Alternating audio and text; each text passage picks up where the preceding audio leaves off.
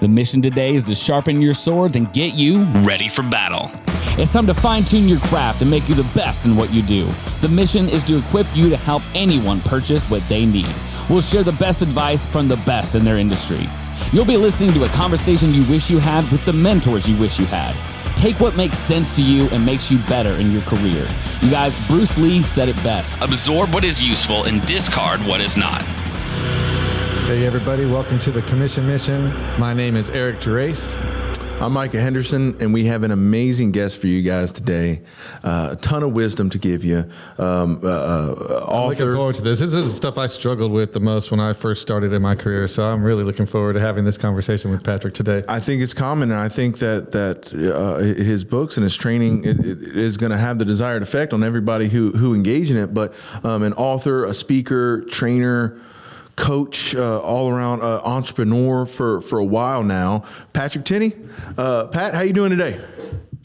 You know, guys, whoa, look at, whoa, nice to see you. You know what? I'm really amped today. It's the last working day before a long weekend. So everybody gets to chill for a little bit. But in the meantime, we get to wind it up for about a half an hour. So let's go, guys. Yeah, whatever it takes. I don't know if I ever wind down. If you ever see me on a Sunday, I'm going. So you're an author, and the book that I've read and reread, Unlocking Yes, looks just like this. You'll be able to find some links on the website to the book. Also, bonus round, also perpetual hunger. And you recently told me that I'm actually kind of reading them in the wrong order, even though you can read them in any order. But if you did it sequentially, it would be perpetual hunger, bonus round, and then unlocking yes. Do you know what? I think that in business, we all are in different places at different times. So I think what you got to do is you have to decide, what skill sets do I need in this moment? So when I designed my books, I designed them, first of all, as I mentioned to you yesterday in a chat, not for just an English-speaking market, but for a market that is farther abroad. And so what I've done is I've written the book in lesson format, like you would see in a golf book. And a golf lessons book, or it could be, really anything, any sport that you're trying to learn. And what I did was I used very simplistic language. So you can read the books in any direction. You can read the books in any order. You can buy the books and then just sort of circle the topics that are so meaningful to you. And what I would say, if you really want to get the most out of the books, is to just look at them and just start by looking at the index. Start by looking at the contents pages and say, what is it that I need to know now so that I can get the quickest ROI on this small investment? Yep. Well worth it. So something that you mentioned in mainly focusing on unlocking yes, about preparation. And that's a fundamental that I've kind of lost touch with, starting off with larger companies, much more formal and rigid, and now working independently with my own practice. I've kind of lost touch with making a formal agenda and going by those bullet points, and I've kind of done that today. Taking notes, and I was reading this book as if I was right about to pop my head up from a page and give you my thought on a point. But preparation being key, and the other part of that is actually implementing it and practicing it on a day-to-day basis, so that that skill becomes strengthened instead of just watching a show or reading a book, actually using it in life. Yeah. So let's go back to a golf analogy, because I think that's something that both your Do you like to golf, Pat? Oh, I used to play a lot, man. I used to live on a golf course. It was fun. Well, I guess at the top of my game, I was playing 65 rounds a year. Nice. And I played just about every golf course. Well, I played just about every golf course that I wanted to. I've been up and down the eastern seaboard of the United States. I went to the Upper Peninsula in Michigan, so I got to play Boyne. I played some great courses. Bucket list. Here's the thing I want to leave you with. Can you name say the top 3 golfers who hit the most amount of golf balls over their life? I cannot. And how many majors do they have? Well, let me give you a small list. Who hit more golf balls? Tiger Woods. It's probably Jack Nicklaus, I would guess, would be another one. Jack didn't. He wasn't really a driving range. He wasn't a range. Well, he didn't. He had a coach his whole life. His dad was his coach, and then he finally got another coach. But he was more of a family man, so he kind of looked at golf as a way to make money. But specifically, he was focused on the majors. So he could have won. Jack probably could have won another 50 PGA tournaments if he was really, if you really focused. Focused. That's insane. To be that good and say you're not focused. It's a whole other level of amazing. No, it's like when you got that many kids. He was a family man. If you look at it, the size of his family and his extended family, it's gigantic. And so he actually nearly went broke at one point because the golf business was not a great business to be in. Like the purses weren't very big. The purses only got big when Tiger showed up, and everybody knows it. I didn't know it. I'm not going to be honest. I did not know that until you just told me. But that's a perfect segue to the next kind of point I wanted to discuss with you in relationships. That's a common theme. That's a common subject from different guests, and that was a big part of the book and the importance of developing relationships with your clients and not making it transactional. Yeah, I tell you what, if you become totally transactional, you become totally friendless. Wow. No, I'm a big fan of developing relationships with clients. You become a cashier. And actually cashiers probably have more friends than you have. Here's the thing, as the value of a deal rises, so does that need for friendship, because in business, everything goes wrong. I was listening to a video on Elon Musk about how many times he nearly went broke with Tesla and with SpaceX. He said when we launched the last SpaceX rocket that blew up, he said we didn't have enough money for the next one. And he said in the bottom of 2008, when he said we need another refinancing, who was giving any money to somebody who wasn't the big three in the car business? Like who wanted to give money to an electric car company? Nobody. Relationships. And kind of going back to the last point a little bit, in your book, you mentioned that a lot of times people work so hard and they're working hard for their families. And that if you're really working so hard for your family to get that appointment, to get that meeting, why would you take anything to chance? That going back to preparation, that doing your homework and completely mapping out how you see it going, and then also preparing for some what-offs, some variables to get thrown at you, if you're taking it that seriously. There is no way I could have worked as hard as I did if it wasn't for my family. They made sacrifices for me, but I made a lot of sacrifices for them.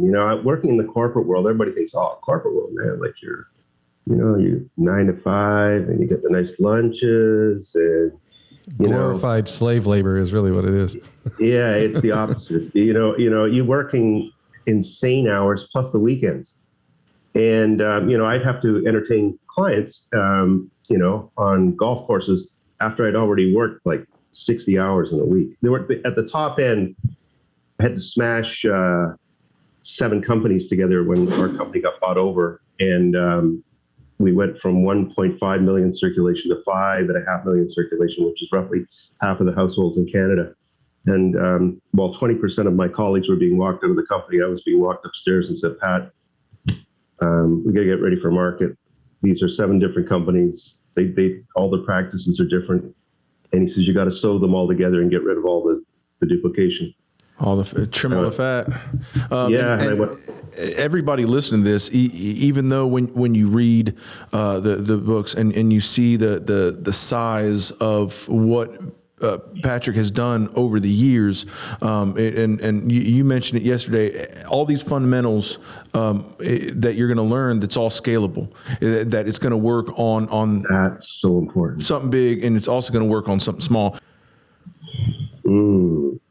So something I thought about. There's actually a Jim Collins book called Good to Great, and it's one of the I think it's probably one of the most important books that have been written in business. Another one is The Purpose is Profit by Ed Skip McLaughlin. Ed bootstrapped a $4 billion company and then sold it to Johnson Controls. And he did it, with his own money.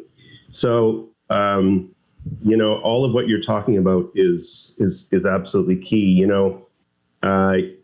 If you want to be really, really, really good at something, what I say, you might want to consider the skills that you're going to need, make those certifications that you're talking about, but the skill sets that you're going to need that aren't offered in the general education that you have. I think education is going to be totally rewired over the next 4 to 5 years.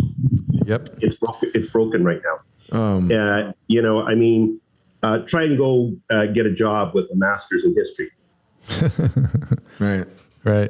Yeah, we have a previous guest that's actually mentioned that same topic, and he's reinventing the education system, his words, and that he on health, wealth, happiness, relationships, and spiritual connection are the 5 pillars that they're going to teach on. This is starting to be, we just noticed when guests start to mention the same things, because it makes sense. Because it does make sense. So, and in all of our episodes, we will talk about some macro stuff, some big philosophy and ideas and concepts. But we also talk about some tricks of the trade, something more tangible people can use, and something that I know that I'm not very good at that the book made me aware of was the emotional intelligence of somebody. I'm much more analytical, where I can look at the numbers, I can make sense to them, I can explain them very simply is another thing that we were talking about. And explain them so that the person you're talking to can repeat it and explain it to somebody else that's important in their life to make that decision. But when it comes to emotional intelligence, I'm not the best at. It is not something that I can pick up on cues. Do you know what? Give yourself credit, because you're self-aware. And the book. I think that this is really important. Believe me. You see, because your self-awareness makes you aware that you have to do little workarounds in order to complete the picture. It's all about finishing the picture. Yep. And, as far as self-awareness goes, or even your style. So I've been industrially analyzed the 350 question one, the ugly one, the one where they ask you questions that you would hope that nobody would ever ask the person that you dislike the most. So after that was all over, I was the first person in the company to go through that analysis. They just wanted to try it. Of course, I guess I look like a guinea pig. But guy pulls me aside who's running the testing. He gets the results back and he says, "Pat, do you realize that you're the healthiest person in the company?" And I went, "Oh, God, great. How do I make money on that?" And he said, "No, you don't understand." He said, "Your self-actualization scores are off the chart. I've never seen anything like that." He said, your achievement tendencies according to these tests, and they do double blind. So in other words, they ask you a question and they reverse ask you the question so you can't trick out the exam, right? And this is done by industrial psychologists. And he said, your achievement numbers are like top decile. He said, your understanding of time is that of a CEO. And he went on and on and on. I'm going, wow, this is great, but how do I make money at it? Like, how does it make me a better person? It's a great question. It took me the longest time to figure out the gifts that God had given me. For the longest time in my life, I struggled. It was so hard. My life you just didn't want my life. You really didn't. I can't explain to you. It's for another time. If you watch a few of the other podcasts I've been on, you'll sit there and you go, holy cow, man. Like, how did the guy do it? But here's the thing. Don't ever let yourself off the hook. Don't do it. Don't fall prey to talking to yourself in a way that you wouldn't talk to your best friend. In other words, if you want to be Words are powerful. successful, if you want to be successful in business, you have to be your own best friend. Now, I'm not talking about being some kind of megalomaniac. I'm just saying that when things go wrong, don't sort of say, well, you idiot. Right. Don't do that. Yeah, I think Tony Robbins refers to it as stinking thinking.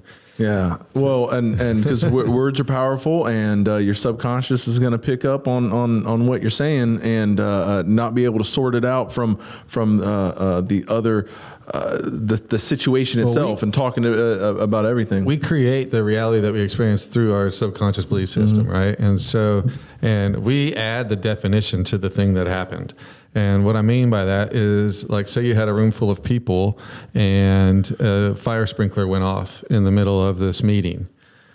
You would have some people in that room that would be the worst thing that could have ever happened to them in that moment. And you would have maybe some kids that would be like, yo, it's raining inside, and totally ecstatic about it, right? Yeah. So, but the point is the event occurred, and the definition was put onto that event by the belief system that we have.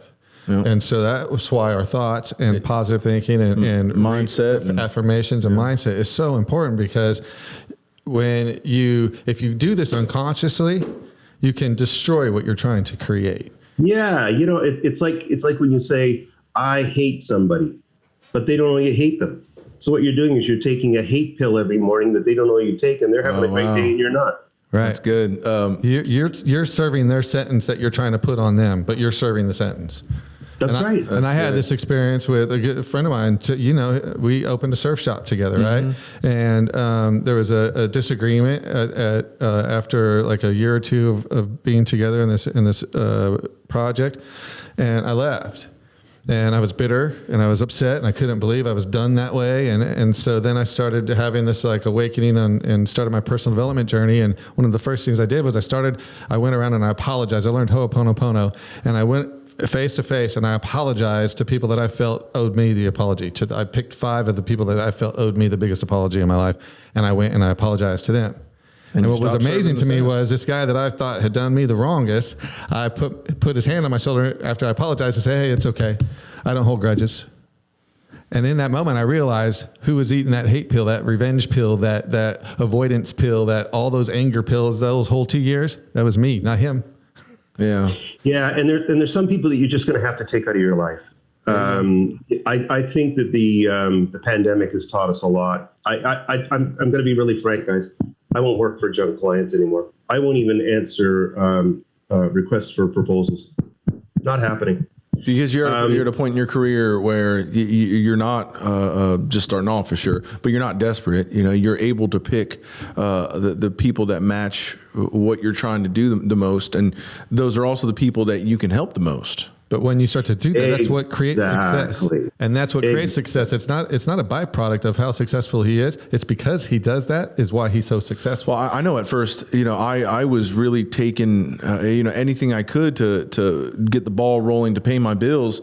And there was a time when I would take, an uncalled for attitude from a client to get that signature. But I'm at a point now where I can say, hey, I'm booked for the next year and a half. Well, sorry. How many times did you drive to wherever, Florida or wherever? Oh, I drive for hours to whatever it took. Nothing. Yeah, for nothing. But they weren't your client in the first place, most likely. Yeah. What happens to a lot of people when we first start out is we think that hamster wheel and activity is a good thing, but it's not about activity and being it's about effectiveness and making sure it's about the advance. Yes. Okay. Get further. Let's get that one up on the table really fast. And it's why I have become a rankaholic. So I hold my hand up. My name is Patrick Tinney. I'm a rankaholic, and yes, this is the right meaning. Rank, when you wake up in the morning, I want you to consider. I don't hand out, unwanted advice. Same way as I don't criticize people anymore, because I know that creating is so hard. Why would I bother to criticize anybody? You find an interesting thing. You look at the people who criticize everybody else, they probably never achieved anything. So what I want you to do is to think about taking on the most difficult task you have in your day, first thing in the morning, and you'd say, well, why would you do that? You could ruin your whole day. No, it's the opposite. What you do is you free your mind. You get that burden off your mind. It could be 3 things. You say, all right, well, I'm going to take 2 of the 3 out. But that only leaves you with 1 left. And maybe you get enough mojo and you get it finished by noon. See, I do this all the time, and this is what gives me such freedom mentally, emotionally, to focus on people in the moment. The other thing that I don't do anymore, I don't try to outthink people. You don't have to be the smartest person in the room. You want to know why? Nobody cares. Highland Finance, helping you prepare for life. IRS takes your money, stock market risks your money, and inflation reduces the buying power. At Highland Finance, we believe you should feel confident in your future. Our proven track record helps our clients prepare for life. Call 850-359-5989. So, and you know, being in the moment is something that you spoke about, and actually ties back in to the emotional intelligence that, and ties preparation in that. If you prepare enough that you know what is going to be said and how you're going to lay out your presentation, and even prepare for a couple questions or objections, that you're able to concentrate more on the reactions and cues, the body language, the facial expressions of somebody, instead of thinking, what am I going to say next? How is this presentation going to be laid out in the moment, because you've prepared enough. But then you also have time to be aware of somebody's emotions and see if you need to. Another thing that I wanted to ask you about, either speed up or slow down a conversation. You mentioned that test that you did, that you were the guinea pig of it, that you had the concept of time like a CEO. I get why somebody would want to slow down a meeting. Just like if you don't have all the information that you need to make the right recommendation. But what are some advantages of speeding up a sales meeting? Well, again, it's the advance. If you see a meeting basically doing laps, in other words, people keep saying the same thing over and over again, but we're not making any progress on the topic, then that's when you got to move it up a little bit. And that's when you have to start qualifying a lot harder. One of the things that salespeople are just so afraid of is asking qualifying questions. I don't understand it, because what people will do. So, as a guy who proofs up fairly well on a couple of topics, I get calls and they begin like this: "You're the smartest guy in the room, aren't you? You know more about this topic than anybody else." Or, "Am I speaking to the king?" Or, "Man, what you've done in this area." And when I hear those things, those are all code phrases for, "Pat, I'm going to bleed your brain and you're not going to make a cent today." How am I going to make money off of this? That's a great question. Well, the thing that So the way that business. the way that I short circuit it these days is I say, everybody gets 15 minutes of my time. That's it. So that allows me to qualify somebody really fast as to whether they're serious or not. The other thing is, ask the hard questions. For God's sakes, if you don't ask if you keep throwing in softballs all day long, what people are doing is they're burning your cash. And your cash is your time. Your time is you see, you can make money. You can't make time. You can't make it. One of the things I do in my real estate that kind of helps with this is like giving people an action step. Before I dedicate a meeting or set up something, maybe you give them, hey, fill out this thing, or here, read this, or respond to this email, or whatever it may be. It's just some small step. As long as they keep taking action steps towards the goal, then those are people I keep on my radar. The ones that stop the action step, well, they go into a follow-up sequence. Yeah, and asking those really good questions to move the ball kind of down the field a little bit. You're trying to provide a solution. If you don't know what their pain is, how can you provide the solution to it? So you have to ask the questions to figure out what their pain is. What are they trying to solve? Do you know what's funny on that topic? So I don't talk about pain anymore. I like that. Why? Because if you don't know what your pain is, you shouldn't be in business. You got a hobby. All right. So what I do is I walk into companies and I say to them, maybe it works for my sales vertical, I don't know. But I walk in and I say, what revenue can you see but not touch with the skill sets that your account executives currently have? I'd like to help you fill that gap. Something else that you had a different perspective on that I really thought was cool is that, after asking the good questions and figuring out the pain and delivering that recommendation and that proposal, oftentimes, you're kind of closing up that meeting. But the power of silence, and we've mentioned it before, but typically people use that as a tactic to kind of put the ball in the buyer's court of, are you going to do this? Is this about to happen? To make it kind of real in their mind that, we're about to move forward. But also, how you mentioned it is also a time to be a stress reliever for you, for a chance to save energy that you've just been using a lot of mental energy all the way up until this point, and maybe a chance to take a deep breath, a chance to regroup some of your thoughts and maybe pay attention to some emotional cues. But I never really thought about the power of silence in that way. Yeah, if you look at really successful executives, and I don't really call myself a successful executive, I guess I'm on a journey like everybody else, but what I realized was that I couldn't be 100% every second. And so what you have to do is you have to be at your best when you need to be greater than yourself. Because, if you look at like the greatest business people, the greatest actors, the greatest leaders, look at President Zelensky in the Ukraine right now, and glory to Ukraine. Give money to the Ukrainians, for God's sakes. Here's a guy who never ever dreamed of being a politician, and now he's being compared to Churchill. And he is summoning consciousness that I don't think he ever dreamed he had. And he's laying his life down. He walked out and said, Putin, you want me? Come get me. Yeah. You got the biggest army in the world? I got Spartans. That's right. I got something bigger. I got Ukrainians. I think the digging deep for sure. Yeah, the 300 Men movie. I think that one's going to get scrubbed. I think it's going to be the Ukrainians going forward. This is Ukraine. Yes, it is. Kicking Putin down a pit. Have we seen anything more brutal than that? Only the Second World War.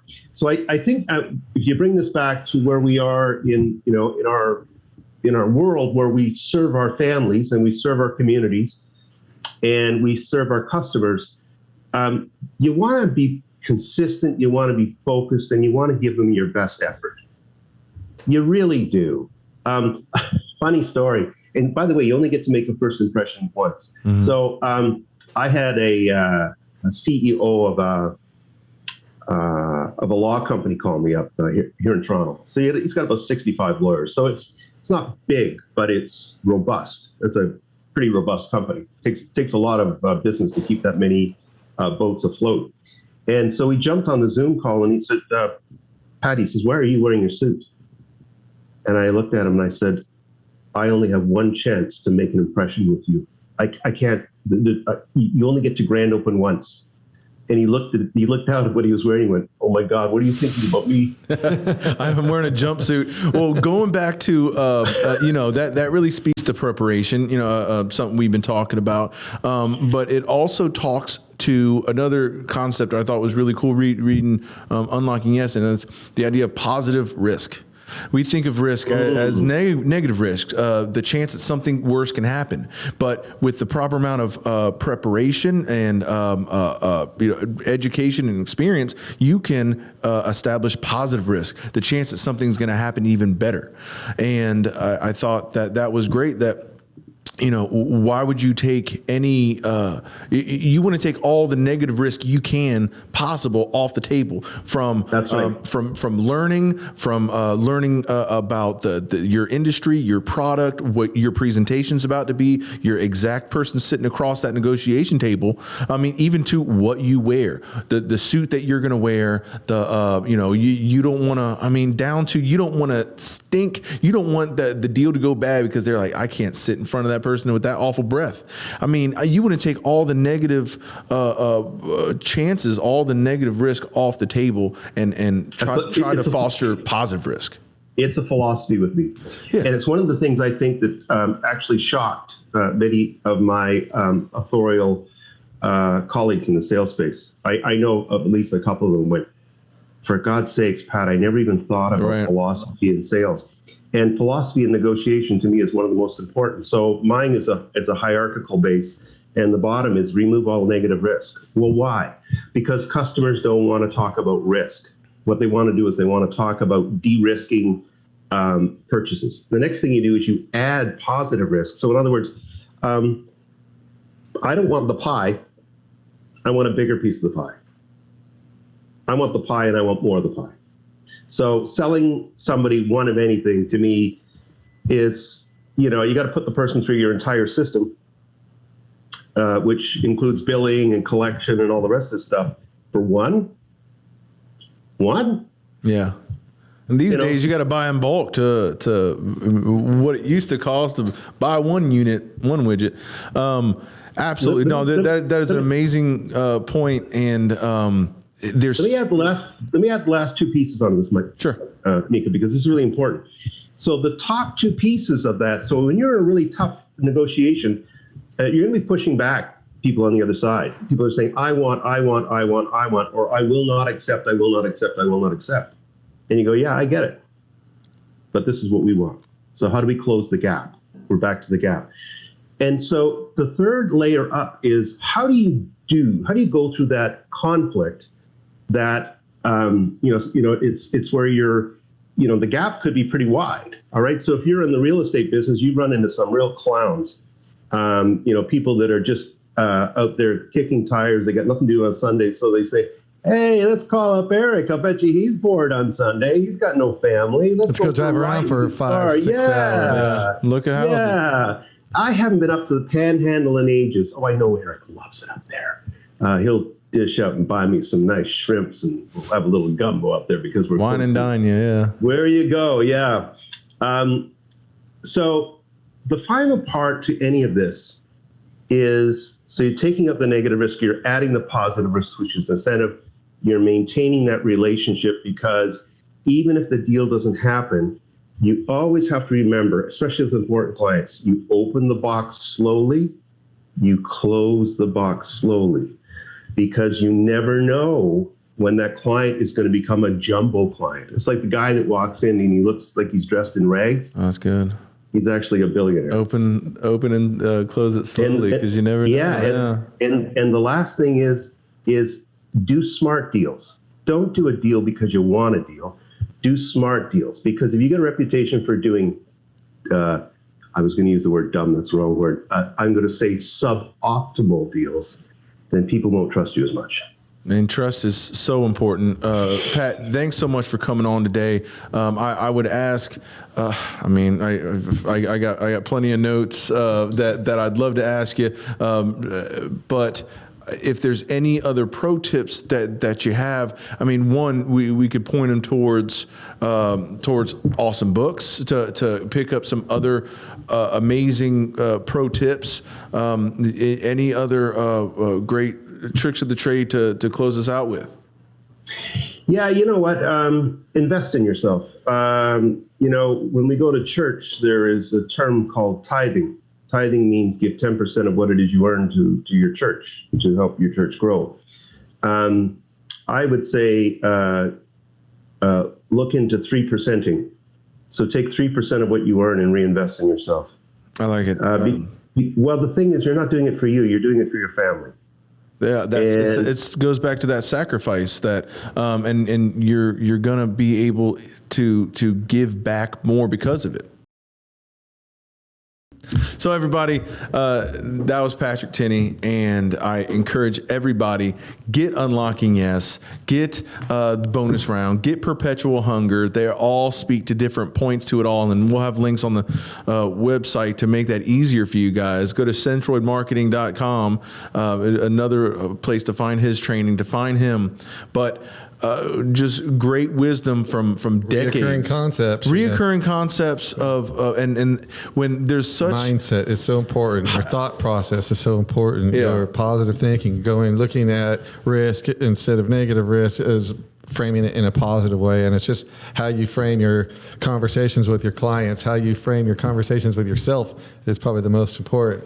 And I love the fact that he said, invest in yourself, because that's something that usually, especially someone that's like in a provider position for a family, tends to use money on themselves last.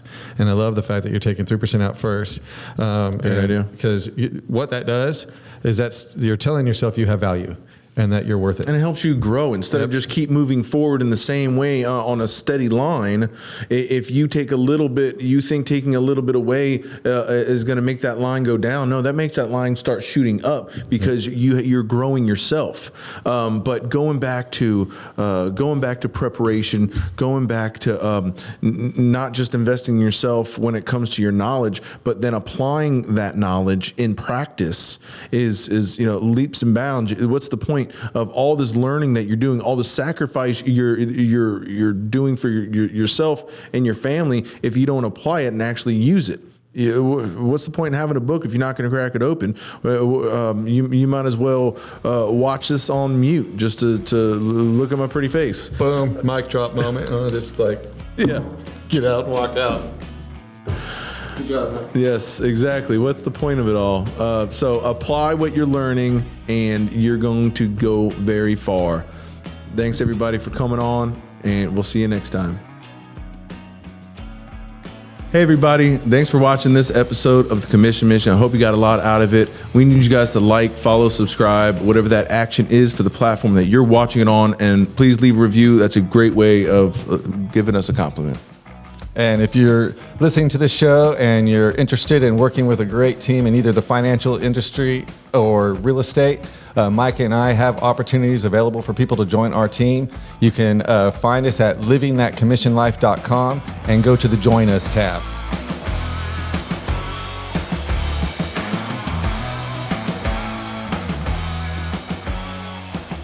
Highland Finance, helping you prepare for life. The profit your business brings in should go to you, not accidents, injuries, and hurricanes. Do a policy review on your general liability and workers' comp today. Our proven track record helps our clients prepare for life. Call 850-359-5989. Highland Finance.